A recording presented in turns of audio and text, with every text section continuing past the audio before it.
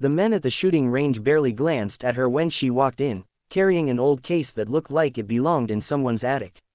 One of them chuckled under his breath, nudging his friend. "What's she doing here? This isn't a carnival game." Another smirked, "Probably just here to watch."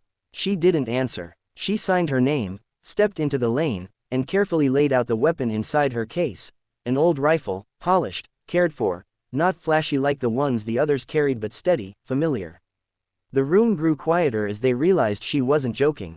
At the far end of the range, the target was set for distance, so far that even the reigning champion had struggled to stay within the circle. He leaned against the wall now, arms crossed, wearing the smug grin of someone who thought he had no competition.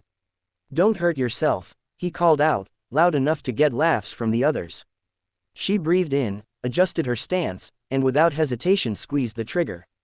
The single crack of the shot echoed, and then silence. All eyes snapped to the monitor showing the target. Her bullet had torn through dead center, so precise it split the champion's own best mark. Nobody laughed. The champion's grin dropped as if someone had slapped it off his face. The range officer blinked, leaned closer to the screen, then announced, voice shaking, "New record. Distance broken. Cleanest shot I've ever seen."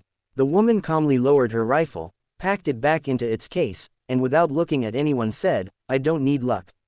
I just need focus." The room stayed quiet, and for the first time, every man who had dismissed her watched in silence as she walked out with the record that none of them could touch. The champion's pride couldn't take it. He pushed off the wall, swaggering toward her as if the distance between them would shrink his embarrassment. "Beginner's luck," he said, forcing a laugh that nobody joined. "Hit it again, if you're really that good."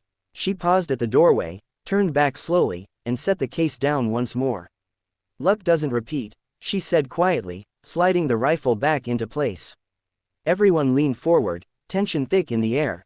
This time, the target was moved even farther, so far the champion himself had never dared to attempt it in public. He grinned, confident again. "No one hits from that distance. Not even me." She didn't argue. She